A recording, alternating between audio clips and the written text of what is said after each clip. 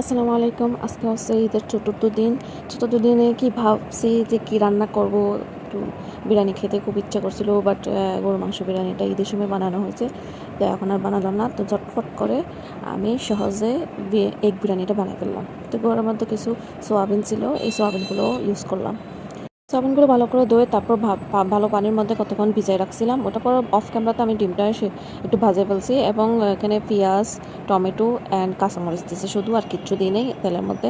আসলে এক হাতে মোবাইল ধরা আর এক হাতে রান্না করা অনেক টাফ। তারপর আমি সহজে যেগুলো আমি পারি সেগুলো আপনাদের সাথে একটু শেয়ার করি, যাতে সহজে করতে পারি, কারণ আমার মতো অনেক আলসি আছে। চালগুলো কিন্তু আমি 1 ঘন্টা পর্যন্ত ভিজিয়ে রাখছি, তারপরে যাতে আমি এগুলো ঝরতে দিছি। এই হচ্ছে কথা। তারপর হচ্ছে আমি শুধু তেলের মধ্যে এখানে টমেটো, পেঁয়াজ এবং কাঁচামরিচটা দিয়েছি। ঝাল যে যেমন পছন্দ করে কাঁচামরিচ তেমনই দিবেন। তো আমি ঝাল আমার পছন্দ, তো আমি এরকমই দিলাম। একটু লালচে লালচে ভাব হলে তারপর আমি যাই বিরিয়ানি মশলা এবং হালকা একটু পানি দিব, যাতে বিরিয়ানি মশলাটা পুড়ে না যায়।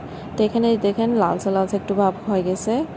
তো আমি আপনাদেরকে সেটা দেখাচ্ছি, দেখেন আপনারা যে আমি যেভাবে করছি সেভাবে লালচে ভাব হলে তারপর ওটা দিবেন বিরিয়ানি মশলা। এখানে আমি রাঁধুনি বিরিয়ানি মশলাটা ইউজ করছি, কারণ আমার কাছে আমি অনেকগুলো বিরিয়ানি মশলাটা ইউজ করছি, বাট ওগুলো আমার কাছে তেমন ভালো লাগে না, তেমন খুশবু আসে না। আমার কাছে রাঁধুনি বিরিয়ানি মশলাটা আমার খুব প্রিয়। এবং এখানে হালকা একটু পানি দিচ্ছি, যাতে মশলাটা একটু পুড়ে না যায় এবং ভালোভাবে কষায়, কারণ মশলা যাতে ভাবটা না আসে, একদম ভালোভাবে কষাবার জন্য আমি এখানে হালকা একটু পানি দিচ্ছি এবং নেড়ে চেড়ে দিচ্ছি, না হয় লেগে যাবে বা পুড়ে যাবে, এরকম একটা অবস্থা। এই তো এখানে ভালোভাবে কষানো হচ্ছে, এখানে তেল বের হচ্ছে, এই যে দেখেন তেল বের হচ্ছে মোটামুটি।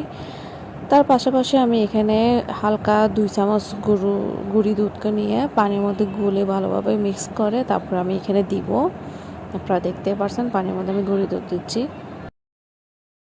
এতে অনেক টেস্ট আসে বিরিয়ানির মধ্যে, এটা স্কিপ করা যাবে না, এটা মোটেও স্কিপ করা যাবে না, এটা টোটালি দিবেন। যাদের বাসায় দই আছে তারা দই ইউজ করবেন, আমি দই ইউজ করব।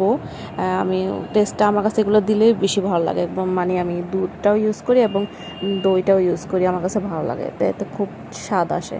এবং এখানে দেখেন এখানে কষানো হয়ে গেছে, অলমোস্ট এখানে কষানো শেষ। তাই আমি এখানে দুধটা ঢেলে দিলাম, দিয়ে ভালোভাবে নাড়াচাড়া করব।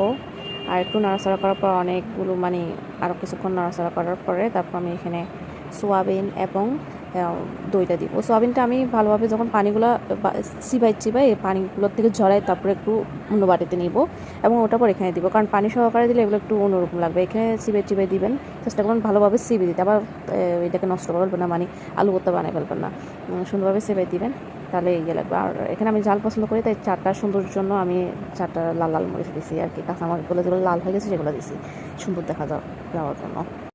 এই তো আমি এখানে সয়াবিন